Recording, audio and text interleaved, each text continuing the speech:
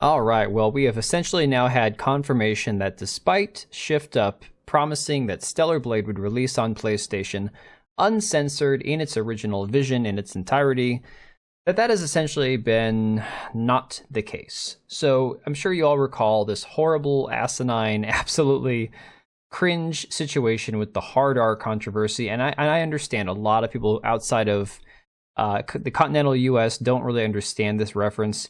Don't think about it too hard. It's just not worth mentioning. Maybe Google it if you're a little confused. That being said, there's also been some other instances that we've now seen where there's been censorship. One of them being the situation where, if you note, the level of violence, the gore, the blood in the original demo version is far, superior to what you see here day one. And it's just subtle things like when the monster here dies, she is soaked in blood, and over here on the patch, there's very few traces of it, not even noticeable. Again, maybe the average person wouldn't pick up on this. Maybe this is something with a video setting where you can turn down the blood spatter. Who knows? I have not seen any confirmation yet about that. But of course, we've also now had the studio come out and say, the director answered essentially that there were changes, that this is the final form though, because somebody says, is there any... Well, I'll go and play it, but I'll have to translate for you. It says it's, let me see, let's go back here. Is there any thinking of rolling back to the version before the censorship? Of course, referring to the patch 1 that changed a lot of things. Also wanted to ask you whether recognizing the issue regarding this. And the director says, understandably, we also recognize this issue. However, the final costume that we wanted to show you is indeed the costume in version 1.0.0.2.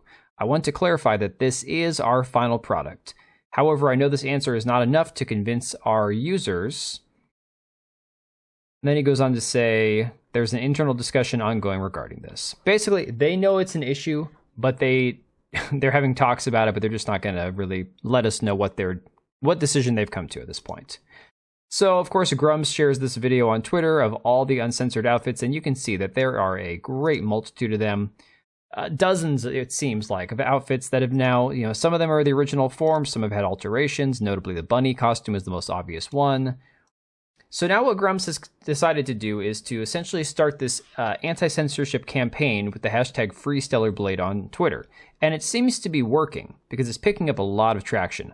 And it's not just a hashtag campaign or a social media campaign. He actually started a change.org petition that, in just sitting here, has jumped up over 600 signatures since I last refreshed the page. So it's over 10,000 signatures now to have the game reverted back to its original intended version before the patch, censored a lot of things. And you can see when he first put this out here at 6 o'clock earlier my time, it wasn't even at 7,500 signatures yet. So this thing is massively gaining steam.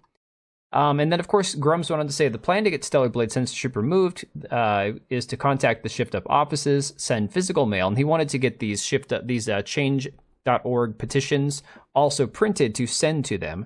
And he has the address right here, and I highly suggest if you want to write a letter to Shift Up, which is it's going to be a lot more effective than messaging them either via email or on social media, write them a handwritten letter explaining your position on this. Do not harass them.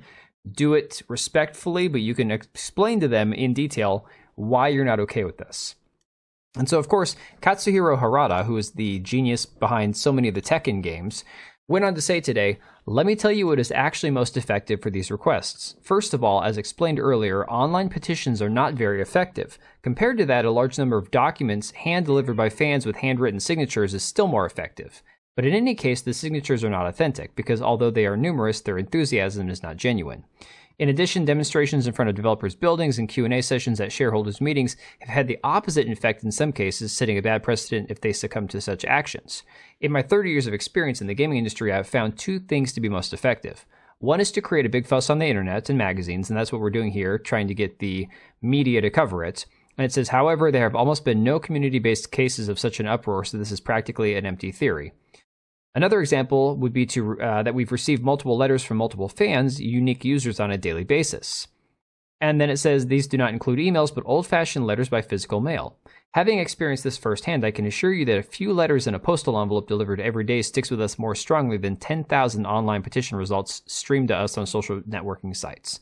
So again, this man here who has firsthand experience of this, saying, don't waste your time with the petitions or the emails or whatever. If you can't create a social media buzz that gains media attention, send us letters, mail these people, send it in.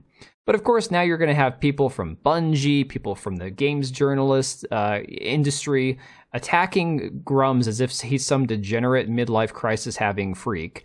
This guy here, Elliot Gray, who's the UI designer for Bungie, says 44-year-old men having their own personal 9/11s over Stellar Blade censorship. We call that a midwife crisis. Paul Tassi here says it honestly makes me sad to see the Stellar Blade anger and victimhood persisting even now.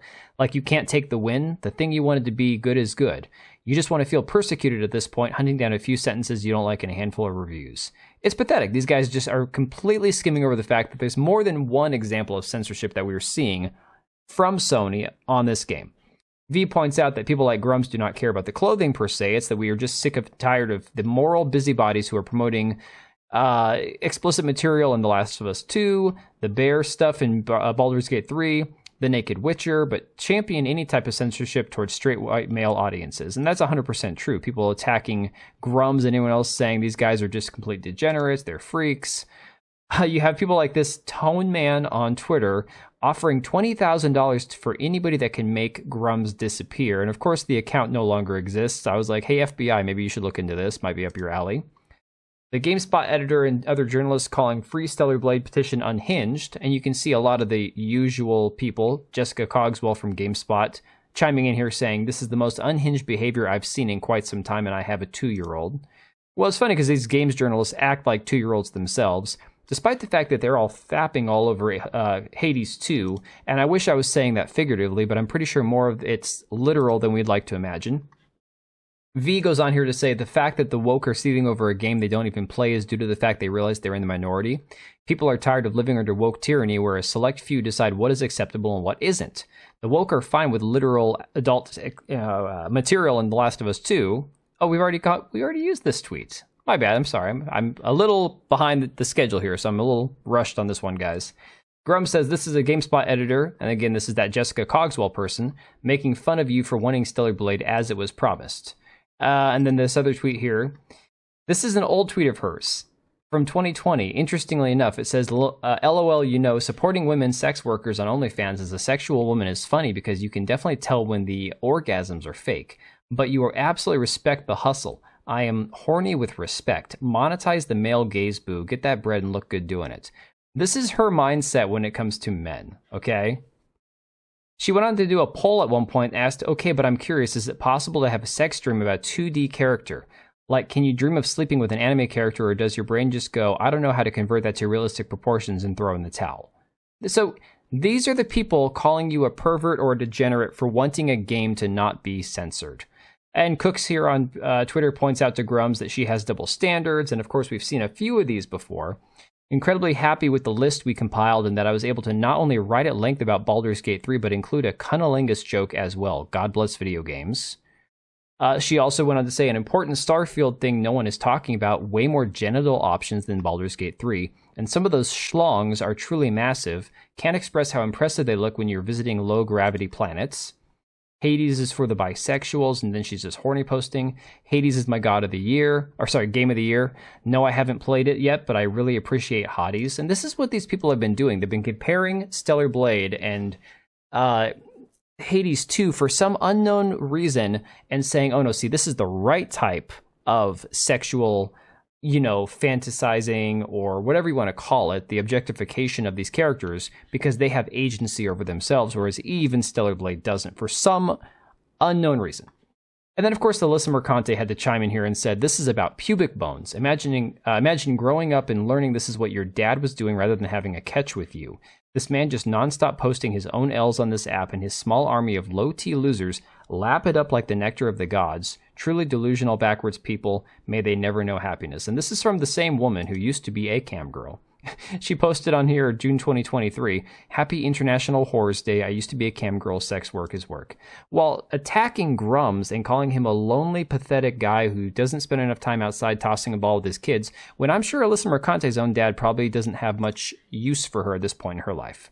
But then Grummz goes on to point out that this kind of stuff, despite the media attacking him, despite the journalists labeling everybody who's criticizing the censorship as a bunch of overgrown babies, he points out that Tomb Raider that decided to edit out the Lara Croft pinups from the remastered version of her games, caved.